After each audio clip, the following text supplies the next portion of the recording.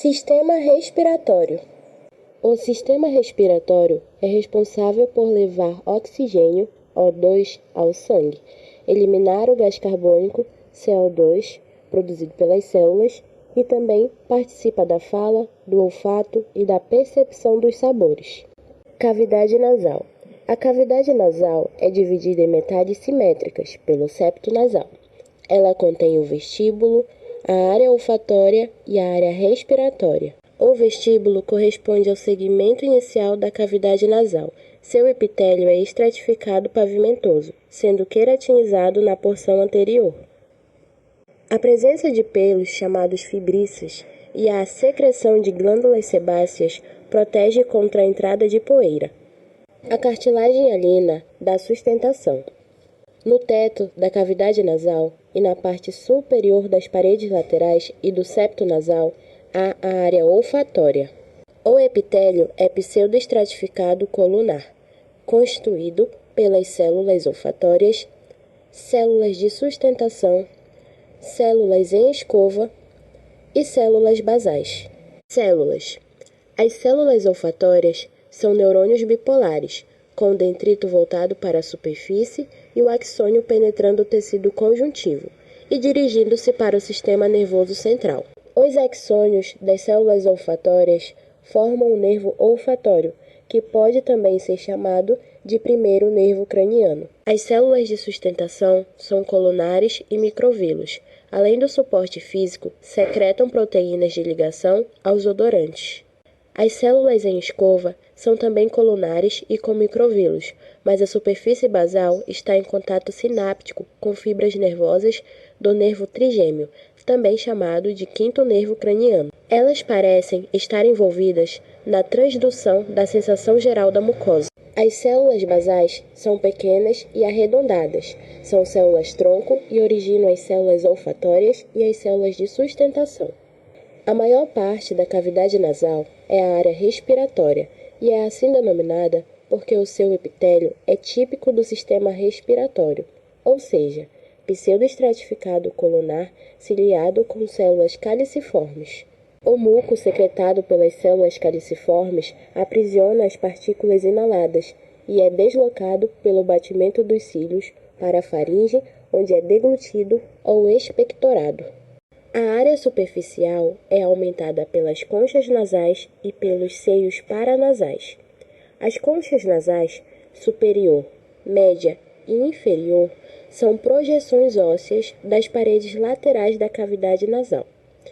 E os seios paranasais são cavidades nos ossos da face que se comunicam com a cavidade nasal por uma série de orifícios. Ambas as estruturas são revestidas pelo epitélio do tipo pseudoestratificado colunar ciliado com células caliciformes. O muco dos seios paranasais é drenado para a cavidade nasal pela atividade ciliar. O tecido conjuntivo da cavidade nasal e dos seios paranasais é ricamente vascularizado, permitindo a umidificação e o aquecimento do ar. Faringe. Histologia. A nasofaringe é revestida por epitélio pseudoestratificado colunar ciliado com células caliciformes, responsável por filtrar, umidificar e conduzir o ar.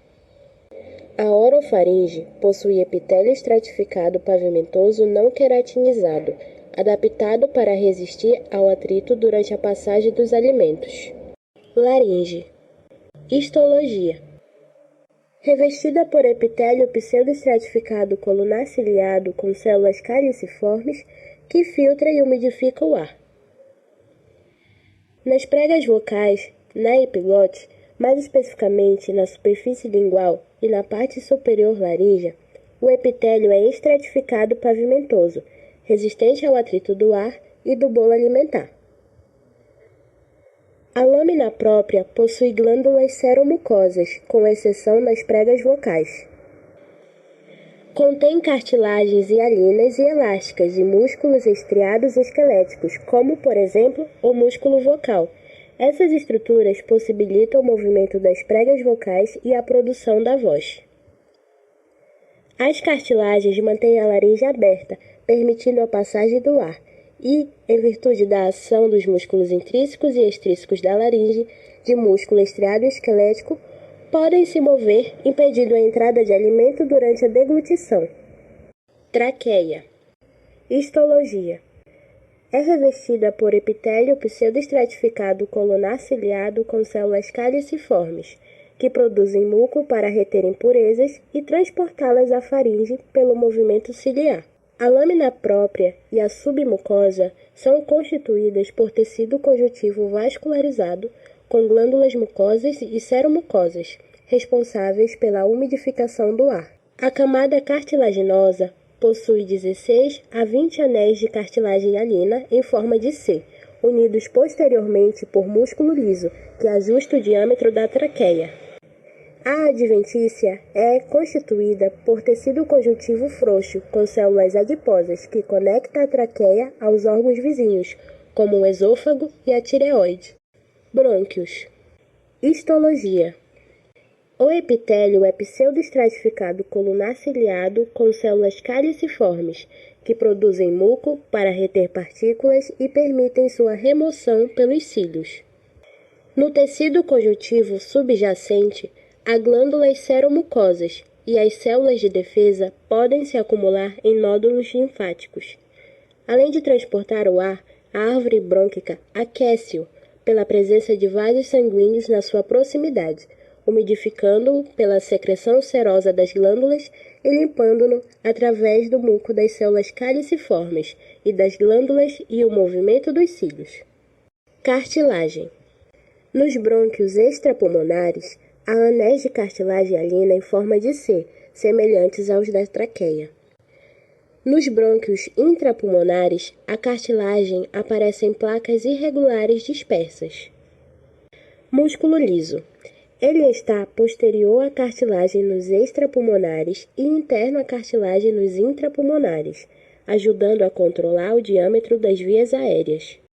Bronquíolos. Histologia. Bronquíolos primários possuem epitélio simples colunar ou cúbico ciliado com células caliciformes ocasionais, sem cartilagem ou glândulas.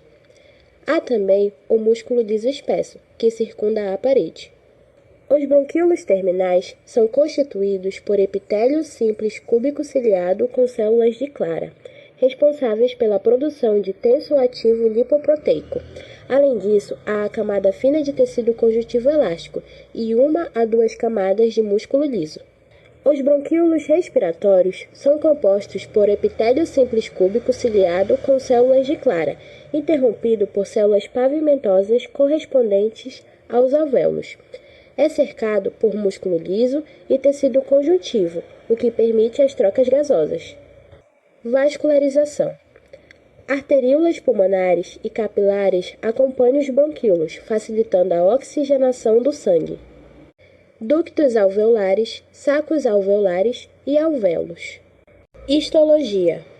Ductos e sacos alveolares. Estruturas formadas por alvéolos revestidos por epitélio simples pavimentoso.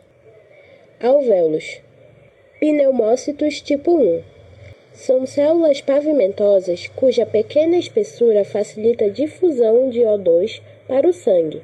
Estão unidas por junções de oclusão, o que evita a passagem de fluido extracelular para a luz do alvéolo. Pneumócitos tipo 2. Células cúbicas que produzem surfactante pulmonar e podem se diferenciar em tipo 1. Septo interalveolar. Tecido conjuntivo fino, contendo fibroblastos, macrófagos, mastócitos, fibras reticulares e elásticas e capilares. As fibras reticulares sustentam o parênquima pulmonar. As elásticas permitem a expansão e retração dos pulmões. Barreira hemato-aérea. Junção entre pneumócito tipo 1 e endotélio capilar, onde ocorre a difusão de gases. Macrófagos alveolares. Removem partículas e micro-organismos, migrando para o muco e vasos linfáticos para a eliminação.